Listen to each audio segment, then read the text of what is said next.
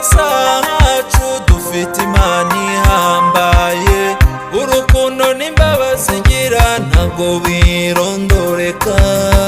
Uko yahoze kera na n'ubu nikwiriye. Uko yahoze kera na n'ubu nikwiriye.